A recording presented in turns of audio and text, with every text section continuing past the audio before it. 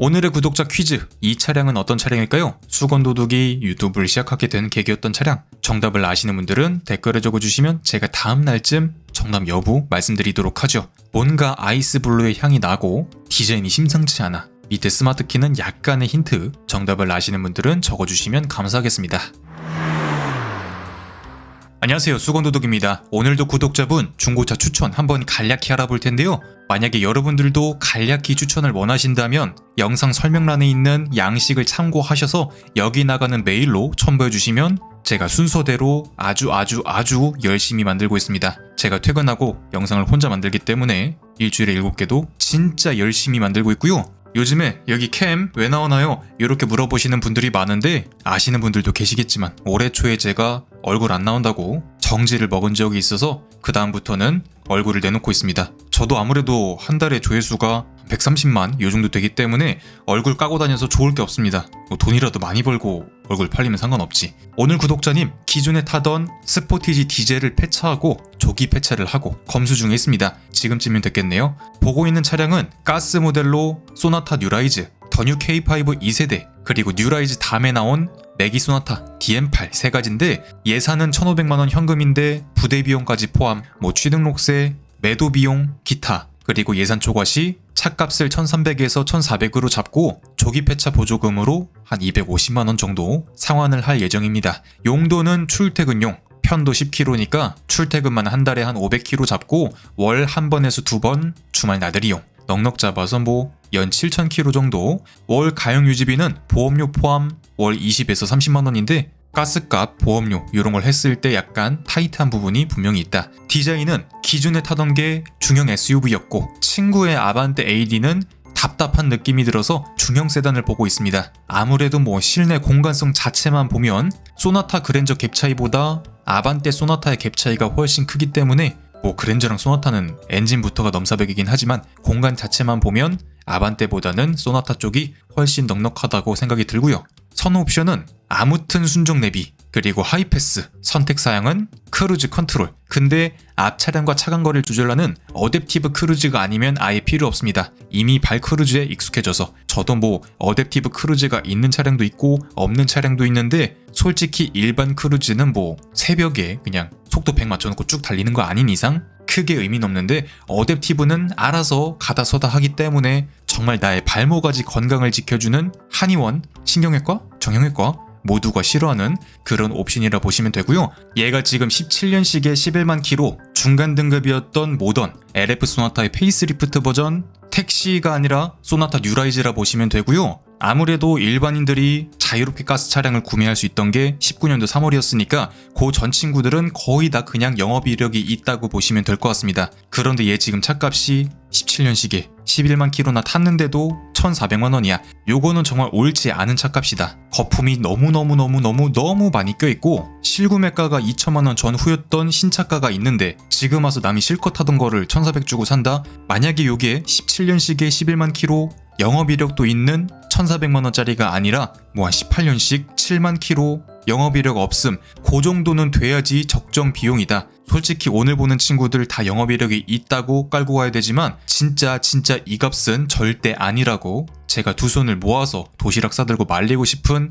그런 가격대고요. 차라리 이렇게 17년식에 30만 킬로 정도 된 개인 택시로 타던 거 600만원 정도? 그래 어차피 엔진도 7, 80만까지 무보링, 변속기나 한 40, 50만에 한번 아플랑 말랑하는 요런 정말 저렴한 600만원짜리 사서 휘뚜루마뚜루 탈 거야. 옵션 가죽 핸들 요런 거 없어도 돼. 내비게이션 포기해도 돼. 그냥 잘 가고 잘 서고 키로수는 있지만 문제될 것도 없어. 저희 아버지가 타는 YF 소나타 가스가 54만 킬로쯤 판매를 했고 지금 타시는 게 30만 킬로인데 정비를 할 게 굳이 따지자면 하체, 그 외엔 고장이 안 나. 물론 본인이 정비사기 때문에 소모품 같은 거를 조금 병적으로 바꿔주긴 해. 그래도 문제가 없다. 그리고 솔직히 말해서 600만원 주고 산다 쳐. 그래도 내가 한 5년 타다 팔아도 300만원은 좋게 받을 것 같은. 저희 집에 LF 소나타가 2016년식이거든요. 근데 그거를 2019년도에 330만 원인가 주고 샀어. 근데 그때는 가스차 붐이 일기 전이라서 지금하고 뭐 차값이 정말 말도 안 되게 차이 났는데, 아무튼 지금 가스차 그랜저 IG든 올류 K7이든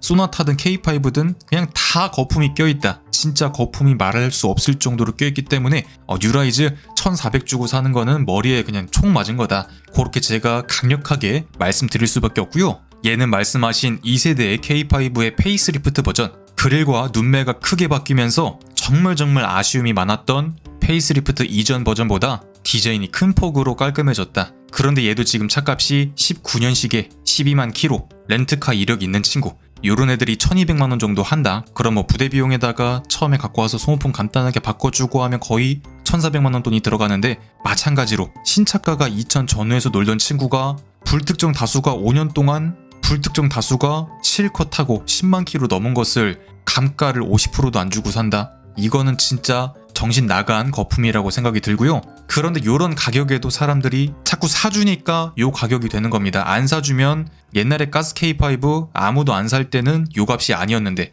요거도 저희 삼촌이 가스로 타고 계시거든요.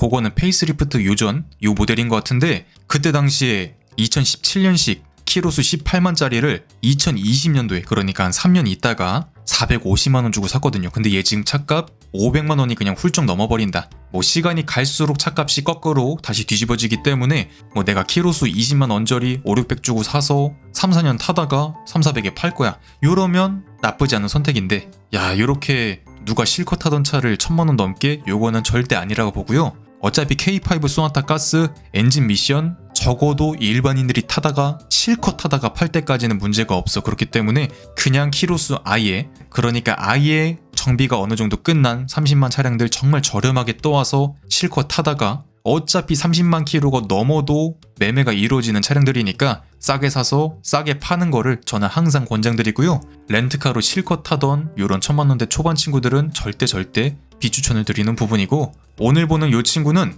2019년식의 9만 킬로짜리인데 차값은 딱 1500. 솔직히 말하자면 오늘 예산에 조금 턱걸이, 완전 턱걸이긴 한데 요게 제일 싼 거야, 제가 보니까. 마찬가지로 얘도 신차가 2천만원 초반이었지만 사주니까 가장 깡통 모델인데도 요 정도 가격대가 형성되어 있고요. YF 소나타는 가격이 다 무너졌지만 LF 뉴라이즈 모두 다 방금 보셨다시피 탄탄하게 버텨주고 있기 때문에 내가 1500 주고 이런 거 샀어. 그리고 한 5년 타다가 진짜 제 생각엔 못 받아도 7, 800은 거뜬히 받을 수 있을 것 같은, 뭐 연 7000km 정도 타시니까 5년 타도 뭐 넉넉 잡아서 한 4만 km잖아요. 15만 km도 요 차량에게는 뭐 거뜬한, 이제 막 몸풀기 끝난 그런 키로수기 때문에 그때 가서 판매하셔도 못해도 7, 800, 900 정도까지는 받을 수 있을 것 같다. 그렇기 때문에 아직도 감가가 안 됐어 라는 생각이 들지만, 방금 그 친구들 보니까 네가 선녀구나 라는 생각이 아주 그냥 저절로 나는 친구다. 뭐 적당히 이런 버튼식 변속기 부츠 방식보다 아쉬움을 많이 내주지만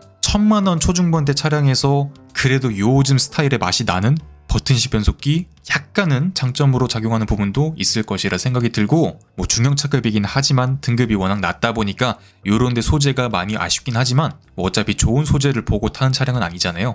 물론 제가 늘 설명드리듯 차는 가서 봐야 돼. 진짜 차를 더럽게 타는 양반들 있거든요. 상품화를 해놨어도 진짜 개판 5분 전인 차량들이 있어. 어쩔 수 없어, 그런 차량들은. 그런데 내가 차를 그냥 탁송으로만 구매해버리면 그런 부분은 살필 수 없으니까 큰 매매단지 가셔서 차량을 항상 두세 대 정도 확인하시는 게 정말 중요할 것 같다. 버튼 요런 거를 항상 눌러보셔야 되는 게, 뭐 요런 거는 자주 쓰는 거니까 사람들이 눌러봐. 근데 요런 건 잘 안 눌러봐요. 요런 것도 잘 안 눌러보고, 보시면 열선 핸들도 열선 딱 들어왔다가 몇 분 있다가 꺼지는 차량들이 있고, 열선 시트 이런 것도 잠깐은 되는데 몇 분 지나면 꺼지는 차량들이 있고, 근데 여름에 차를 사러 가면 그런 걸 안 보잖아요. 뭐 겨울에 한번 눌러놓고 딴 거 하다가 이거 꺼졌네 왜 그러지, 요렇게 발견이 될 수도 있지만, 여름에 가서 요거를 꾹 눌러보고 오래 기다리는 양반들은 없으니까 요런 것들도 꼭 확인하시면 좋을 것 같고, 차량 갖고 오시면 요렇게 보라색 선팅, 유통기한 지난 거니까 한 대분 그냥 열차단 적당히 나오는 걸로 한 3, 40만원대 하시면 한 대분 하니까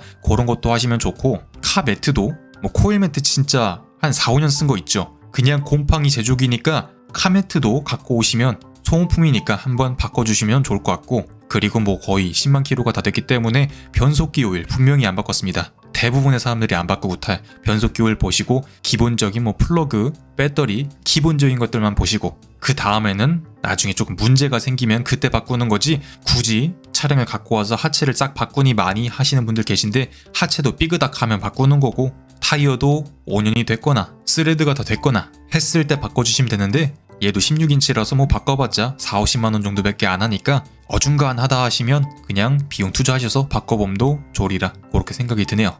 그리고 소나타 K5 가스차의 가장 큰 아킬레스건이었던 요런 가스본배가 요 친구부터는 요렇게 도넛형으로 바뀌면서 트렁크 안에서 바로 꽉꽁하고 보이진 않는다. 대단히 큰 장점이라 보시면 되고요. 뭐 요 친구는 어댑티브 크루즈가 없긴 한데 그거 들어간 차량들은 아무래도 신차 때 옵션 값이 100만원에 육박하다 보니까 차값이 올라갈 수밖에 없다. 뭐 순정 내비가 들어가 있긴 한데 내가 커넥티드 카 특약에 가입한다면 현대해상 기준 자동차 보험료 15% 정도 할인되니까 사회 초년생 분들은 요 순정 내비가 들어간 블루링크가 되는 내비게이션 꼭 한번 확인해 보시면 좋을 것 같고 택시로도 많이 접해보셨겠지만 패밀리카로 접근해도 전혀 모자람이 없는 친구다. 뭐 옵션 없지, 영업이력 있지, 컨디션도 좋진 않아. 근데 적어도 내가 타다가 질려서 파는 한이 있어도 차가 여기저기 막 아파서 종합병원이 되어서 판매되는 차량은 절대 아니다. 그런 느낌이 드네요. 그래도 이런 방향지시 등은 최근에 나온 현대기아 차량들은 원가 절감이 많이 돼서 이런 것도 거의 생플라스틱으로 바뀌었는데 요때 현대는 그래도 어느 정도 구색은 갖추고 재질적인 부분에 요즘같이 막 원가 절감 빡세게 하고 그런 면은 크게 없으니까 그래도 가격을 생각했을 때 나쁘지 않은 조합이지 않을까 그렇게 생각이 드네요. 그래서 오늘 구독자분 예산은 거의 빡빡하게 더뉴 K5 2세대 뉴라이즈 2대보다는 DM8 솔직히 말해서 뭐 컨디션도 뉴라이즈나 더뉴 K5가 대단하게 좋지 않아. 오히려 가격만 못하는 것 같아 라는 생각이 들고 요거 사시면 DM8이 분명히 아른아른거릴 게 뻔하기 때문에 그냥 초장에 예산을 꽉 잡고 DM8로 가시는 게 만족도가 크지 않을까 그렇게 생각이 드네요.